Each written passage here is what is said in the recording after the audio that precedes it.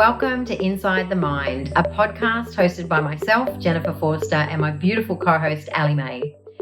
We're excited to be here, diving into edgy, raw, and relatable conversations woven together with mind-blowing questions that will shake up your model of the world, expand your thinking, unravel your beliefs, tease apart your patterns, and walk you to the very edges of everything you've ever believed about yourself. As NLP trainers, coaches, entrepreneurs, we will be traversing the topics of business, relationships, money, family, spirituality, leadership, and personal growth, all through the discerning lens of NLP, ancient teachings, and a healthy sprinkling of womanly wisdom. One thing we believe to be true is that if we want a different outcome, we must be willing to ask a different question. And the answers to those questions are always inside the mind.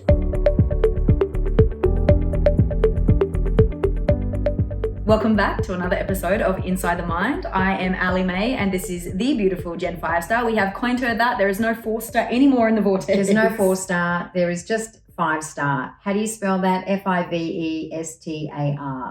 I don't know why I needed to spell that, but there you go. If anyone was, searching, you won't find me if you search me that way. So anyway, welcome back to another episode of Inside the Mind. Today we are diving into judgment. And I do feel this when I hear that word judgment. When I feel like I've been judged or when I feel like someone is judging me, there's a contraction in my body. Me too. Yeah. Me too. Yeah, I find that it's been one of my biggest growth edges around when there's been people in my life that have made a judgment, in inverted commas, of my personality, not even my personality, my being. There's more to it. It's character. My character. Yeah. That's it. When it's my character, when people have known who I am and they pass judgment, I know that it's, their internal model of the world, they're projecting whatnot. And still at times I felt that real cut on the inside from experiences with some people that I love. We're always traversing consciousness, humanness, consciousness, human, or conscious human, human, conscious human, human. We are always traversing in and out of that. I don't believe that we're meant to be in one of those. We are always traversing in and out of being really human and experiencing the world humanly versus, and I think, does that come first? Maybe that comes first. Maybe that happens first, and then we get to consciously evaluate that. Consciously evaluate, what is this coming up for me? That's what we do all the time. I just realized that's exactly how we process our stuff. We let the world hit our humanness, and then we kind of step out of that and observe it and have a look at it.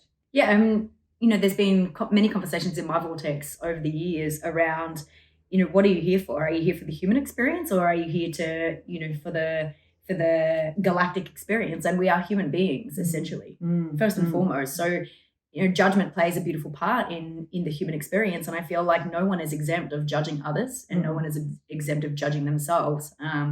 Well, judgment, just a little side note here, judgment is our values evaluating something. It's discernment. So we have unconscious values that literally are running us. They're in our unconscious mind. All values are unconscious. And judgment is an evaluation process for those values to discern, is this good, bad, right, wrong, acceptable, not acceptable? Is this what I believe, or is this not what I believe? So judgment is kind of like an evaluation process. So there's not only judgment of self and others, there's judgment of our values. Yeah. I guess there's probably other ways we could look at judgment as well. And for today, for this episode, we're actually going to look at this for judging self and judging others. So you had a recent experience. Do you want to dive into that? Yeah, I found, I'm just mindful of the privacy on this as well. So I found as a friend, Jen, you and I, there's nothing that you could do or say that would have me judge your character or you as a human being.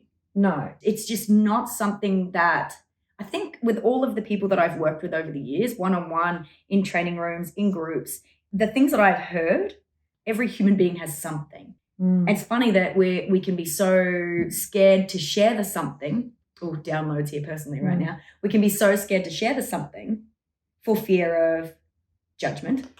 Do you know what's really funny? What's coming through I've got for me the full download What's right coming now. through for me right now too is even in us articulating this episode to you about judgment, for me at least anyway, I can hear myself almost filtering what I'm saying so that you judge this, you the listener, that you might judge this as a good episode about judgment. Oh. What the heck? What goes on inside of human beings? Oh, and in many ways you are judging. So let me just speak to the listener.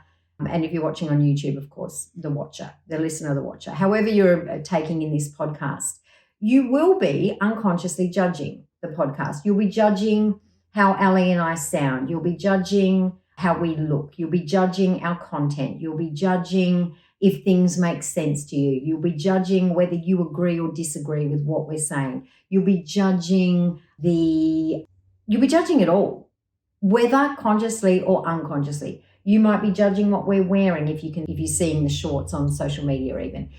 There will be some kind of judgment going on at some level. And literally all you're doing, if you're doing that, and you are because you're a human being, I do it, Allie does it.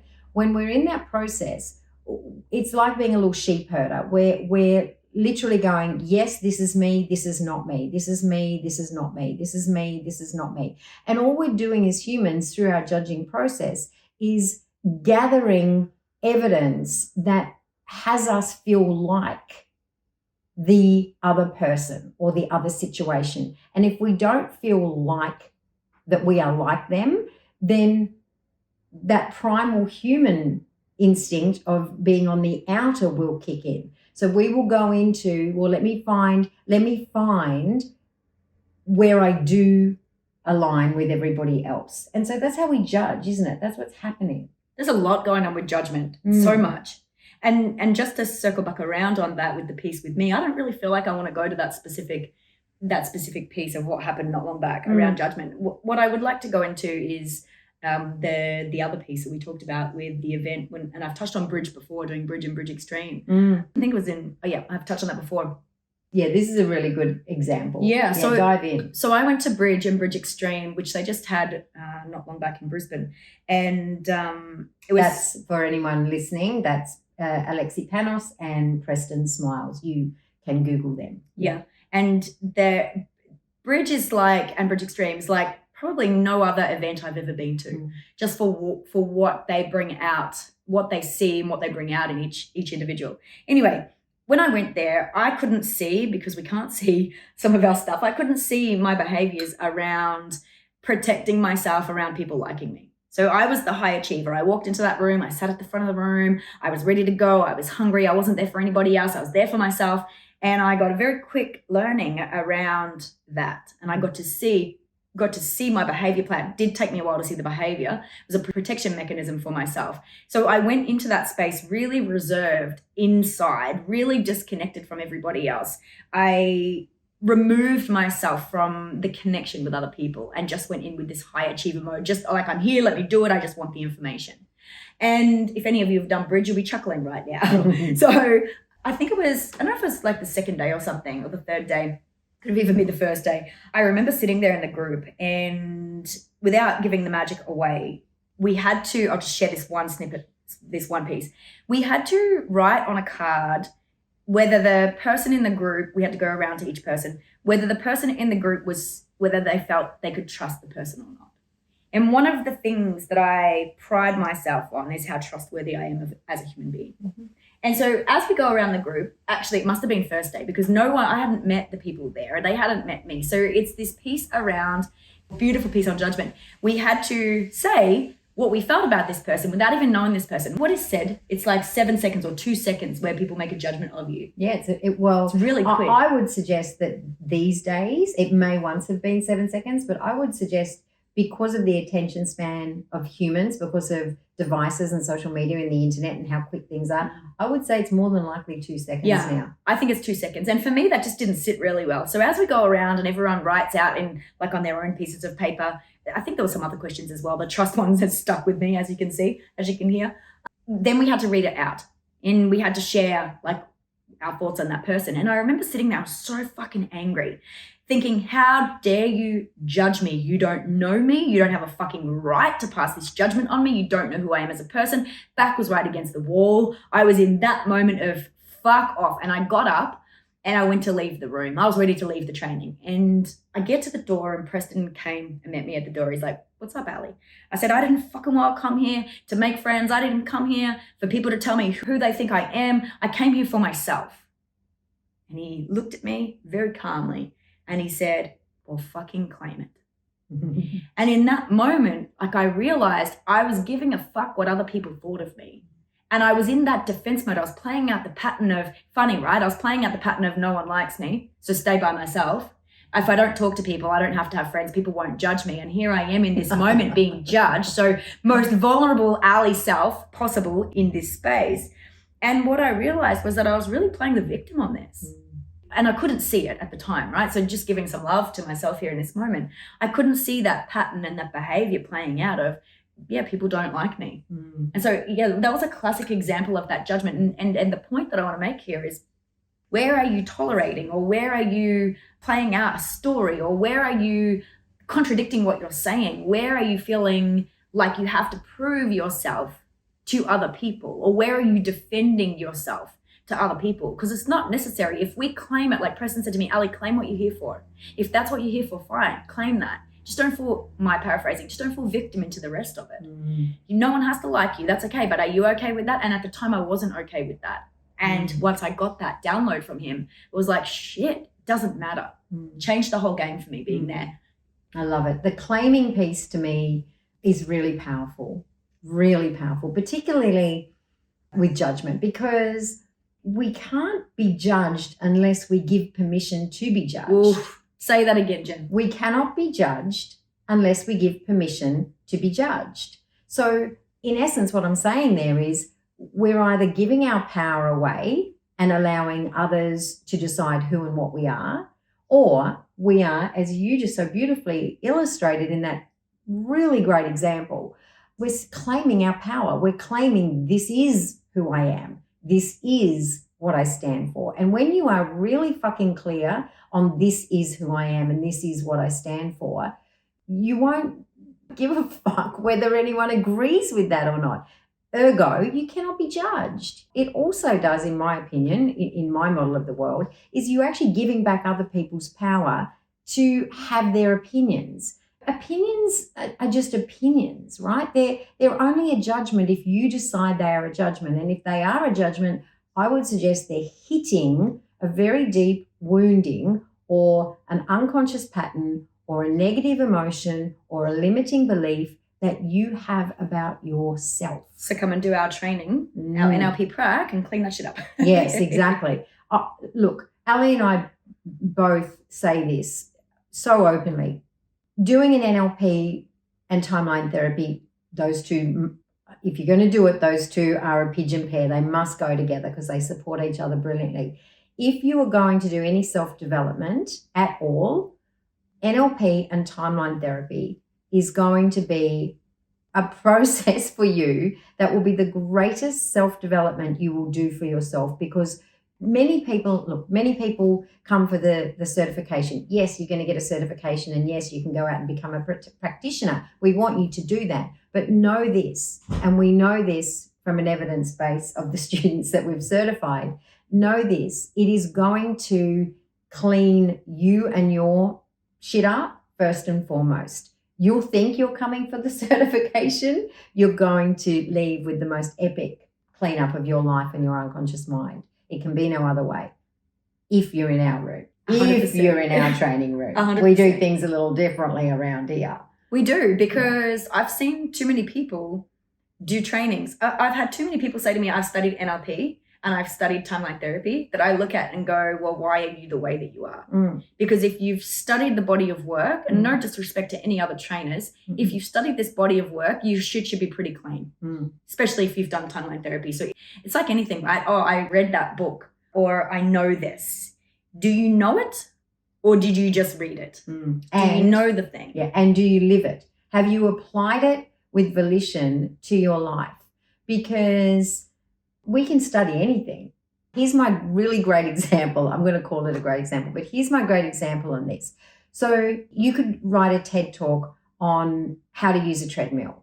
You could stand beside that treadmill on stage and deliver a TED talk that might actually get you 40 million views.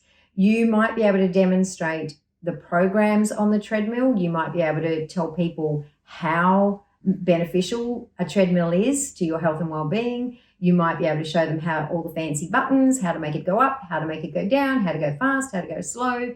And at the end of that, you are going to be someone who just knows a lot about a treadmill. And unless you actually get on the treadmill, nothing's going to change in your life. You're just going to know a lot about a treadmill that's got 40 million views because you delivered a great TEDx talk about it. Change happens when we apply what we know to our lives. And for me, this is why I'm with you, Allie. I have a lot of people say to me, Jen, NLP sounds differently when you talk about it because it's not a theory for Allie and I. NLP is not a theory. As a theory, it's great. It's a great body of work, but as a theory, it won't create any change. Oof. And so if you are just waving around a piece of paper, whether it's NLP, whether it's any modality, if you're waving around, and this goes for anything, if you're just waving around a piece of paper or a book and yelling, yeah, I know about this, great. Go deliver a TED talk on it and get 40 million views. And the question still remains, is it changing your life in any way? Do you apply it? Do you live it? Do you embody it with volition in all that you say, do, and be? Because if you don't, you just know a lot about it. And this is why our training rooms are different, because we give a fuck and we don't just talk at people. We don't just deliver content. We ensure that you're embodied in the content. Yeah, gosh, I can't wait for the next training. Woo! Okay, so yes, wrapping up on judgment. So judgment is really, it's pretty normal, right? Oh, have you got another piece to add in? I just say sensory acuity. So good. You want to be really masterful in your communication? Come to our trainings and you will learn sensory acuity, which is what will have you notice when somebody has got something that they want to say. Very handy with children, teenagers in particular. And becoming a trainer, what I love, we go through practitioner level, master practitioner level, and then become trainers like you and I, Jen. I love when we learn how to have our sensory acuity 360 degrees around us.